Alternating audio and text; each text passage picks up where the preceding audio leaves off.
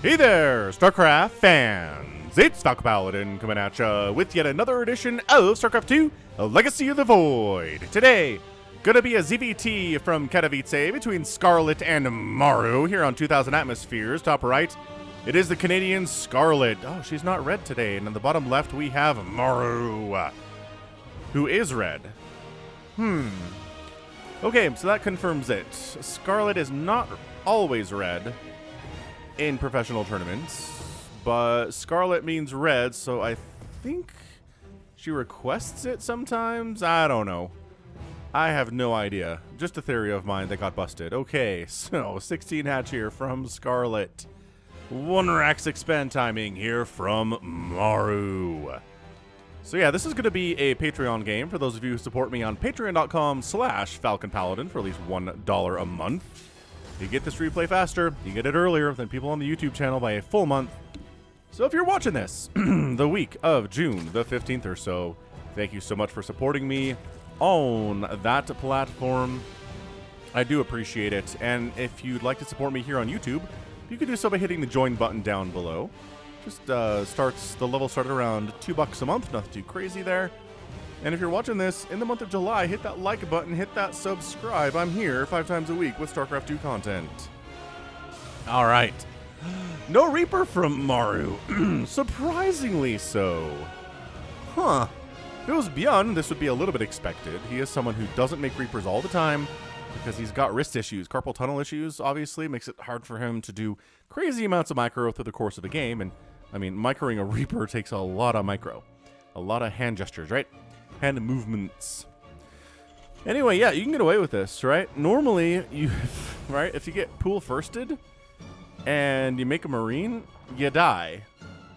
So it's a little bit risky, but you know what? Zerg players very rarely these days go for pool first plays because of this SCV scout that shows up that Maru just did. If you SCV scout, you keep the Reaper at home, the slowlings can do nothing, and then you're a very sad Zerg player. Making a factory, cool stuff, getting the second gas up. Everything is well and good here on the Terran side of the map. Third hatch at 220. Ooh, a little bit of an early third base, but you know what? Got the queens on the way. We're actually delaying the speed a tiny bit. Interestingly enough, to get that third base down. Huh. Okay, I might have to start fiddling with this in my own builds. If I'm not going to be aggressive, you don't need speed that fast. Right? Slowlings on creep are fine against Reapers.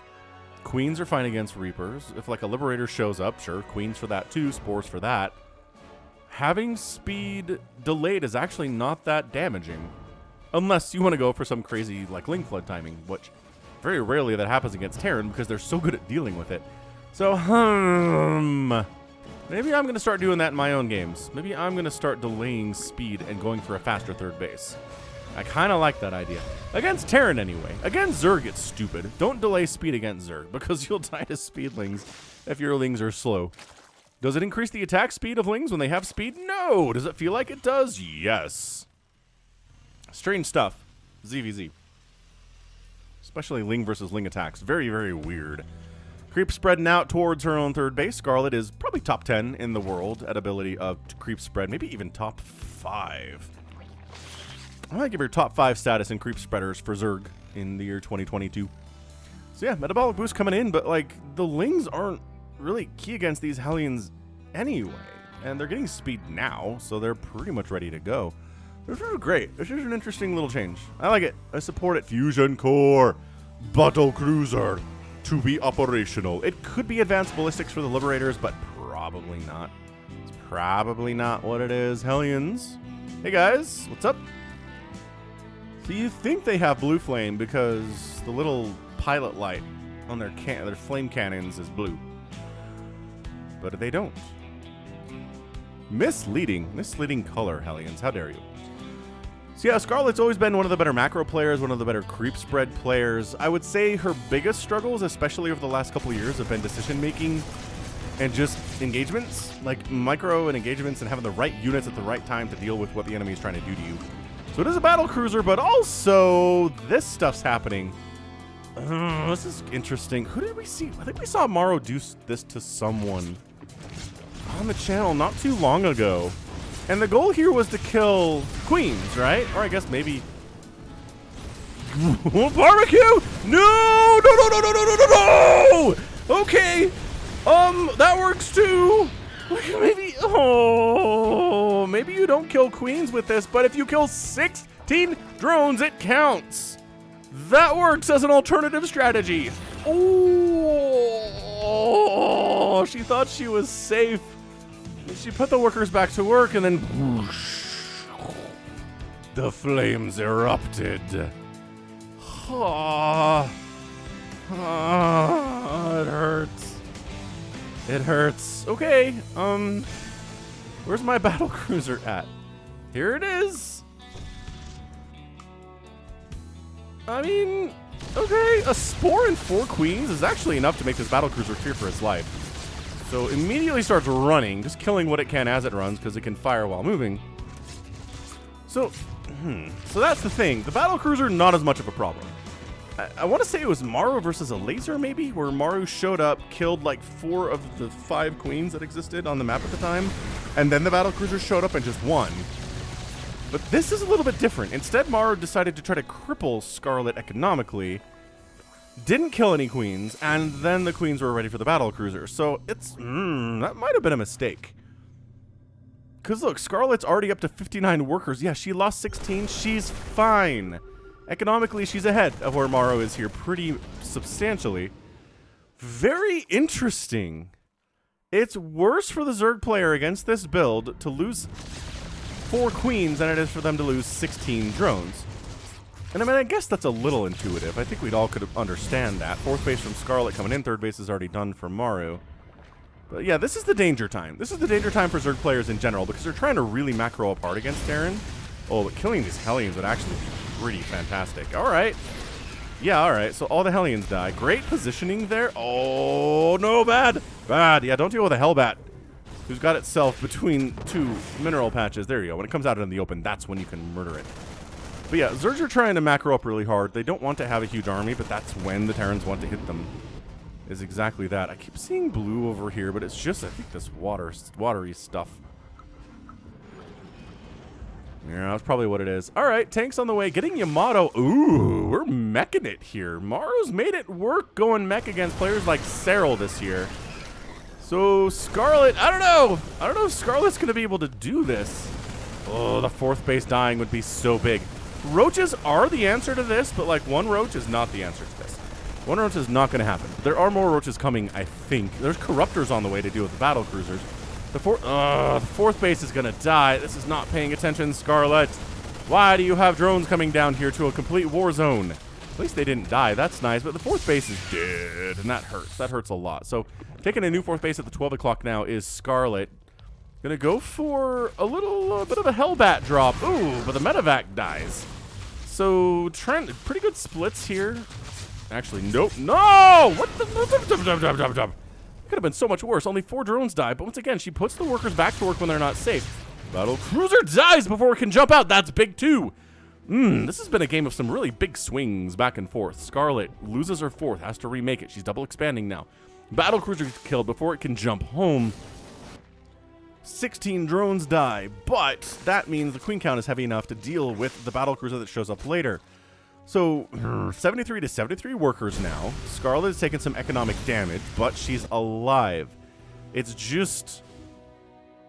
We'll see. The Corruptor Ball still exists. We're still making battle cruisers. We're going for Magfield Accelerator for Cyclones. So it's like a... But also tanks. Yeah, this is Maru's all the mech thing strategy, where he makes all of the mech. He makes battle cruisers and tanks and Thors and Cyclones and Hellions and Hellbats. It's not race car mech, and it's not traditional mech. It's all of the mech.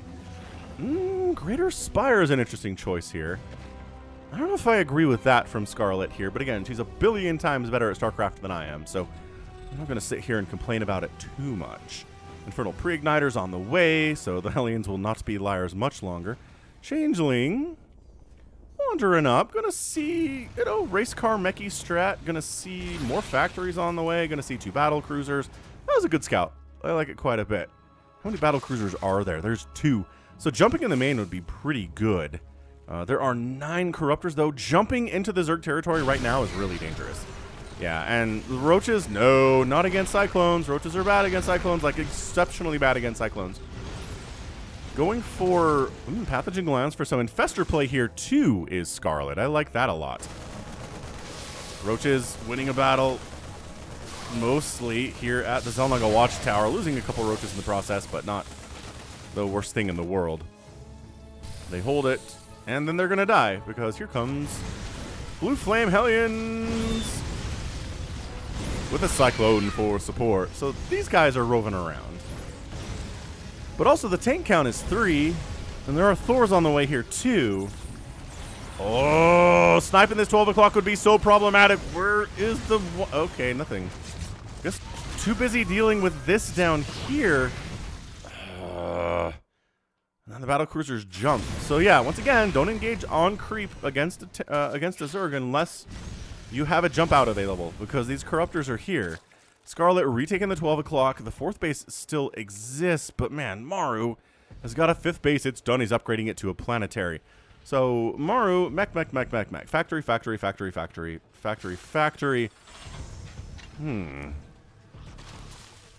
With the battle cruisers, getting transformation servos to increase the transformation speed of things like Thors and tanks and Hellions and Hellbats.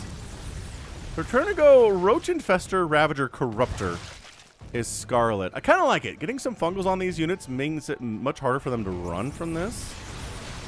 And then just trying to not hold still long enough to get fungaled, I think is the plan here. Very smart to do it that way. And then more traditional mech down the bottom right side, where you got the Hellbats and the battle cruisers and the tanks and the Thors. So Scarlett's maxed out. She's got the armory composition that she chose. I don't know about this. So the Corruptors are going to come in and try to deal with the Thors, but also, or the battle cruisers, but also the Thors exist. Just kind of tried to engage with everything here. Nice corrosive piles down, trying to kill one of the tanks. Thor goes down, but the Ravager count is very low, and even the Hellbats are putting in some work there too. The Corruptors need to get out of here. And once again, another attack into this 12 o'clock. Where are these Banelings going exactly? Oh, they're trying to kill these Hellbats inside the mineral line, I guess. But man, that right side base dies. Scarlett is just getting picked apart here. Baneling! No! So many Banelings have tried to kill that Cyclone. And it's not dead because it doesn't take bonus damage from the Banelings. Drone, okay, the drone massacre is continuing here. And I think it's the right idea from Scarlett. I just don't think she has enough stuff. GG! Maru is your winner with the mechy stuff in a 12-minute game against Scarlett. Yeah, killing 52 drones in 12 minutes is going to be a big part of that for sure. Resources loss difference is a 2-to-1 ratio in favor of the Terran. Also, that's a big deal too. 3 hatcheries down. 21 roaches died. 4 infestors after getting maybe some fungals down, and that's about it today. Definitely didn't pay for themselves all that well, did they? So yeah, Maru is scary. Maru can make mech work against Zergs very, very well. Again, he took a map off of Cyril doing this at Katowice. It looked really strong, really good, and was a big-time struggle for Cyril to deal with. So yeah, are we going to see more Terran players try to mimic this strategy? Maybe not. I mean, maybe yes, maybe no. But I like it. I think it's really, really good. Also, kind of weird that he split up the traditional mech down to the south and the race car mech up here, right? It was Cyclones and Hellions up north. And then he just sent all the tanks and Thors and stuff down to the south with some Hellbats. So everything was slow down here and fast up there. And really just split Scarlett's attention very, very hard. Scarlett had a hard time splitting her units well enough to defend both sides. And it's just good. It's just really, really, really good strategy here. Now, against traditional mech, what I've seen players do is go for basically a bunch of lurkers. You burrow them away from the mech, right? So the tanks aren't hitting them. Then you abduct tanks into the lurker ball and they die. Abduct Thors into the lurker ball and they die, right? Dealing with race car mech, a lot of that is fungaling. A lot of that is getting surrounds on the race car mech with fast units, Lings, Banes, Ravagers, that kind of things. Those kind of things. But when you have both, it's trickier. It's substantially trickier.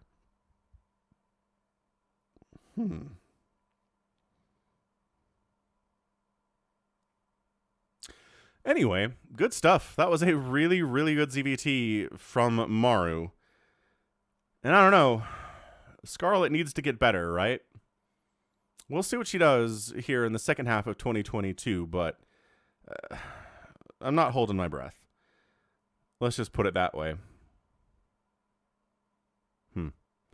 All right, good stuff. So that is going to be it from me today. This has been Falcon Paladin coming at you with yet another edition of StarCraft 2 Legacy of the Void and a Patreon cast.